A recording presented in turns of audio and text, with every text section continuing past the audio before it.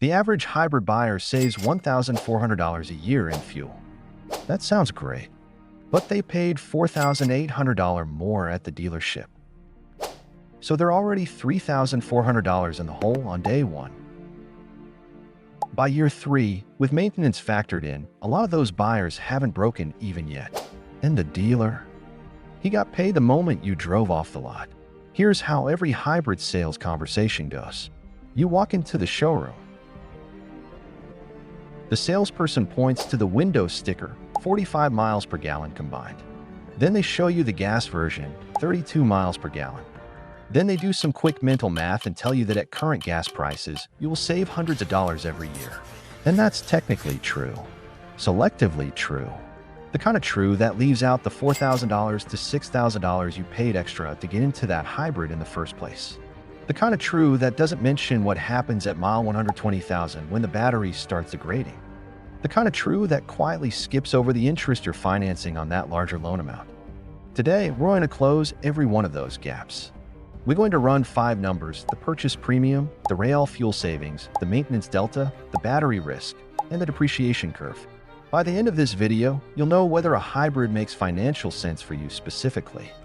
Not for the average buyer. Not for the person in the ad. For your driving pattern, your ownership timeline, your financial situation. Let's go. How much more does a hybrid actually cost? Take the Toyota RAV4, one of the best-selling vehicles in the country right now. The RAV4 gas version, base XLE trim, starts at around $30,800 in 2026. The RAV4 hybrid, same trim level, starts at $34,900. That's a $4,100 premium right out of the gate. But that's not the real number. If you're financing that vehicle over 60 months at a realistic 7.5% interest rate, which is where the market sits for most buyers right now, that $4,100 premium doesn't cost you $4,100. It costs you closer to $4,900 by the time interest is factored in over the loan term. So your break-even math doesn't start at zero. You're already $4,900 behind on day one. Now let's look across a few of the most common comparisons in 2026.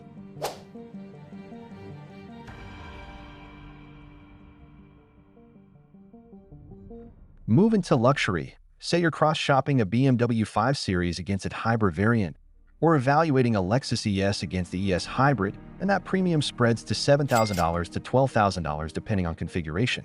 The financing impact on a luxury hybrid premium is not a minor number. It's a mortgage payment worth of added cost that you're servicing every month before you've saved a single dollar on fuel. Write that number down, because every savings figure we're about to look at has to beat it. The hybrid genuinely does get better fuel economy. That part is real. But let's be precise about how real, because the marketing number and the real-world number are two different things. Most hybrid advertising assumes 15,000 miles per year. That's the EPA benchmark. The average American actually drives about 13,500 miles per year. Right there, the savings calculation is already off by 10% before you leave the driveway. Then there's driving pattern, and this is the variable that changes everything. Hybrids extract their efficiency advantage primarily in city driving. Stop-and-go conditions where regenerative braking can capture energy that would otherwise be lost as heat. On the highway, it sustains speeds above 65 miles per hour. The hybrid system is running predominantly on the gasoline engine. The efficiency gap between a hybrid and a well-tuned gas engine narrows to sometimes just 5 to 8 miles per gallon on the open road. So if you're a highway commuter, 35 miles from work, mostly open road, your real-world hybrid fuel advantage might be worth $600 to $700 a year. Not the $1,200 the brochure implies. Here's the actual math at the current national average of $3.40 per gallon. City suburban driver, 13,500 miles per year. Gas car at 32 miles per gallon, 422 gallons, $1,435 per year. Hybrid at 45 miles per gallon, 300 gallons, $1,020 per year. Annual saving, $415. 10-year saving, $4,150.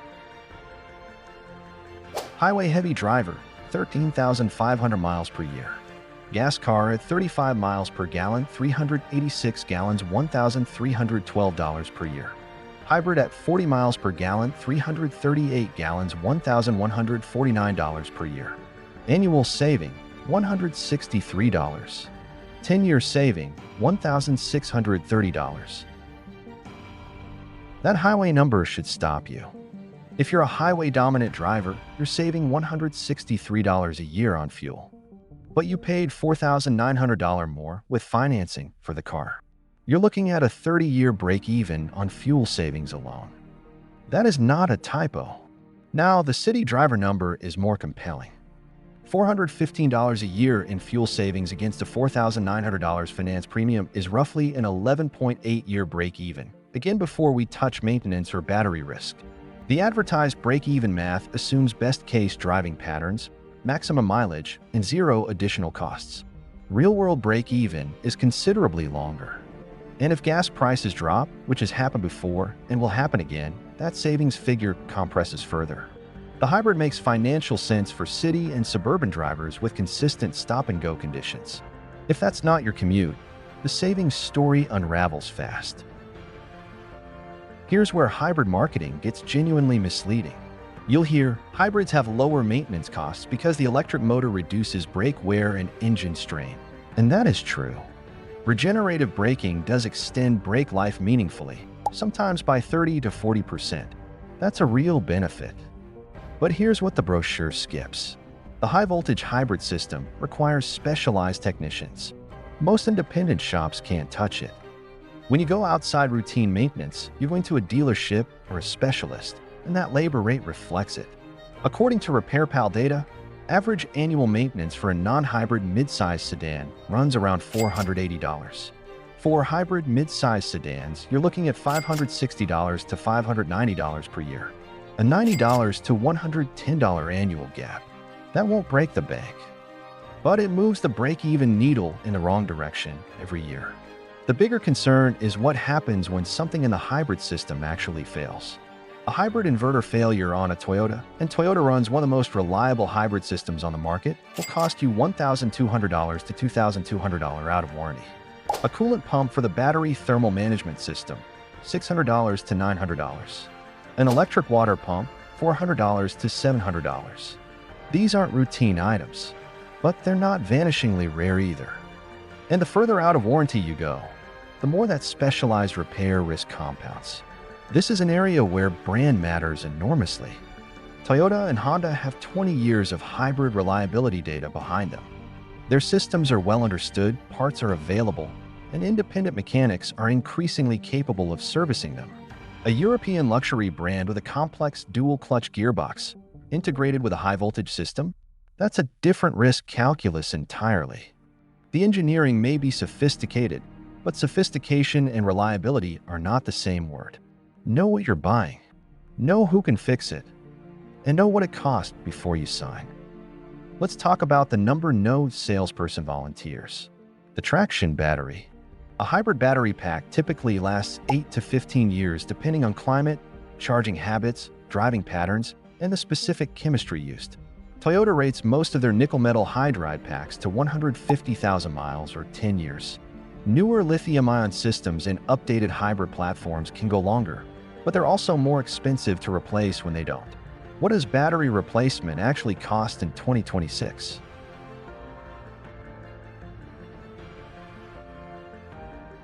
Now, the optimistic scenario, your battery lasts 12 years, you sell a car at year 8 or 9 before significant degradation sets in, and a replacement cost becomes the next owner's problem.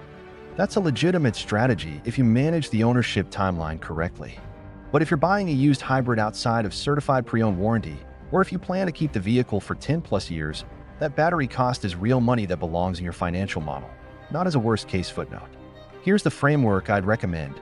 Add 50% of the expected battery replacement cost as a provision expense spread across your ownership period.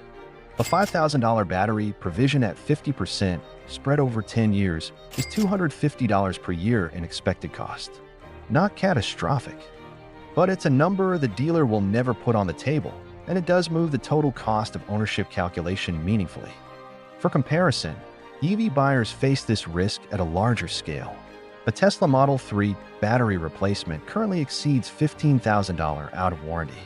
Hybrids are the middle ground, real risk, but quantifiable and manageable if you plan for it.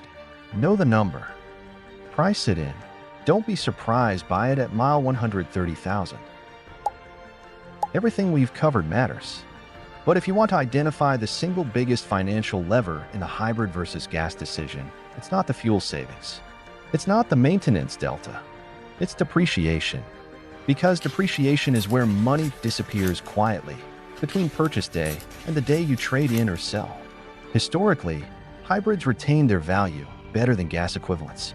Used hybrid inventory was thin, demand outpaced supply, and the original hybrid premium stayed elevated in the secondary market.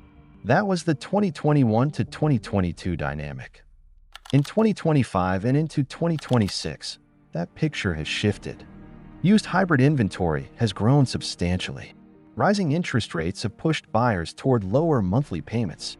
And what I'd call technology anxiety, the fear of being caught holding a powertrain that the market has moved past, is beginning to affect hybrid resale values.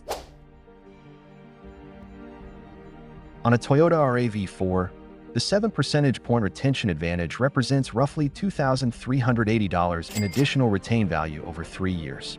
That meaningfully offsets the purchase premium. On a Ford Escape hybrid, you're losing ground on both ends, higher purchase price and worse depreciation. Hybrid or gas in 2026? Here's the honest answer, the one the showroom won't give you. Hybrid wins when your driving is primarily urban or suburban stop and go. You plan to own the vehicle for 5 to 8 years. You're buying new or certified pre-owned with a battery warranty intact. And you verified that the specific model has a documented history of strong resale retention. Gas wins when you're a highway-dominant driver logging most of your miles above 60 miles per hour. You're considering European luxury hybrid variants where system complexity adds cost without proportional reliability. You're buying used without battery warranty coverage. Your annual mileage is below 10,000 miles. Or you're planning to hold the vehicle beyond 10 years and the battery replacement cost erodes the total value proposition. The dealer's pitch isn't wrong. It's incomplete. And incomplete math at $35,000 a decision is expensive. Run your own numbers. Use your actual mileage, not the EPA benchmark. Price in the battery at 50%. Pull the depreciation data for your specific model and trim. And don't let a $415 a year fuel saving justify a decision that costs you money across the full ownership cycle. If this gave you a clearer picture before you sign anything, hit like.